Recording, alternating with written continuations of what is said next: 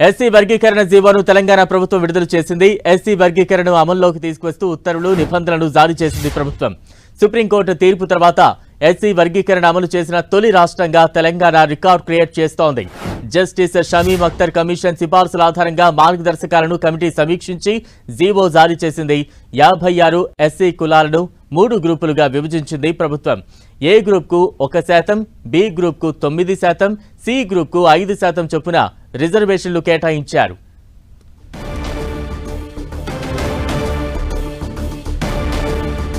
SC కులాలను 3 గ్రూపులుగా విభజించింది ప్రభుత్వం. ఎస్సీ వర్గీకరణ జీవో విడుదల చేసింది తెలంగాణ సర్కార్. దానికి సంబంధించిన అప్డేట్స్ మనం చూస్తూ ఉన్నాం.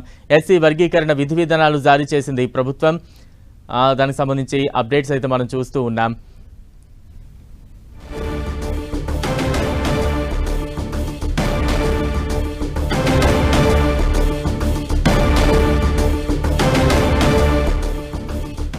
ఎస్సీ వర్గీకరణ జీవోను తెలంగాణ ప్రభుత్వం విడుదల చేసింది. తాజా అప్డేట్స్ అందించేందుకు మా ప్రతినిధి శ్రీకాంత్ సిద్ధంగా ఉన్నారు. శ్రీకాంత్, ఎస్సీ వర్గీకరణ సంబంధించి ప్రభుత్వం మరో అడుగు ముందుకు వేసిందని చెప్పుకోవచ్చు. గతంలో జరిగిన అసెంబ్లీ సమావేశాల్లో ఇందుకు సంబంధించి తీర్మానం చేసిన ప్రభుత్వం ఈరోజు అంబేద్కర్ జయంతి సందర్భంగా ఎస్సీ వర్గీకరణపై జీవోను విడుదల చేసింది. ఎస్సీ వర్గీకరణలో భాగంగా ఎస్సీ ఉపకులాలను అన్నింటినీ విభజించింది. 3 కేటగిరీలుగా ఎస్సీ ఉపకులాలుగా వర్గీకరించి ఒక కేటగిరీకి 1%, మరో కేటగిరీకి 9%, మరో కేటగిరీకి 5% రిజర్వేషన్లు కల్పిస్తూ ప్రభుత్వం నిర్ణయం తీసుకుంది. మొత్తం 15% రిజర్వేషన్లు పెంచకుండా ఎస్సీ వర్గీకరణ ఉపకులాలన్నింటికీ రిజర్వేషన్లు కల్పిస్తూ ప్రభుత్వం నిర్ణయం తీసుకోవడాన్ని గత కొన్ని రోజులుగా సబ్ కమిటీ మంత్రుల సబ్ కమిటీ అధ్యయనం చేసి ఇందుకు సంబంధించి ఏ కులాలను ఏ కేటగిరీలో చేర్చాలన్న నిర్ణయం తీసుకుంది. కొద్దిసేపటి క్రితం ఆ జీవో ఈరోజు ఉదయం 11 గంటలకు విడుదల చేస్తామని నిన్న భేటీ అయిన కేబినెట్ సబ్ కమిటీ మంత్రులు వెల్లడించారు.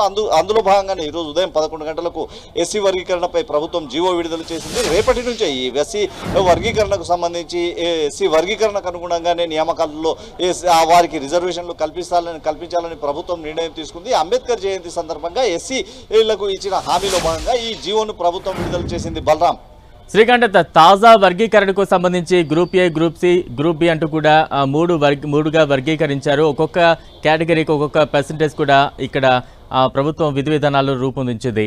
ఏమైనా రియాక్షన్స్ ఏ రకంగా వస్తున్నాయి? అందరూ సంతృప్తిగా ఉన్నారా? ఏమైనా అసంతృప్తులు వెళ్ళగక్కుతూ ఉన్నారా?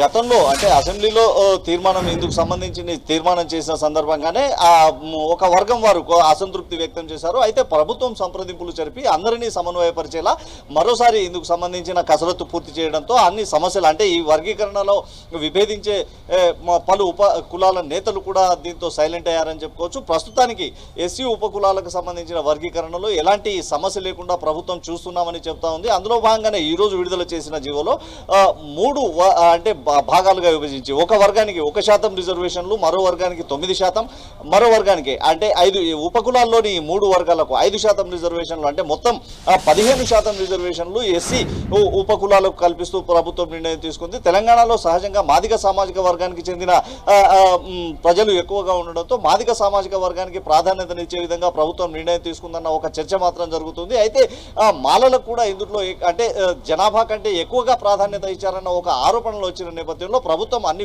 దిద్దుబాటు చర్యలు తీసుకునే ఈ జీవోను విడుదల చేసిందని చెప్పుకోవచ్చు. బలరాం, నేటి నుంచి ఈ వర్గీకరణ అమల్లోకి రావడంతో ఎటువంటి మేలు జరిగే అవకాశం ఉంది ఆయా కులాలకు సంబంధించి?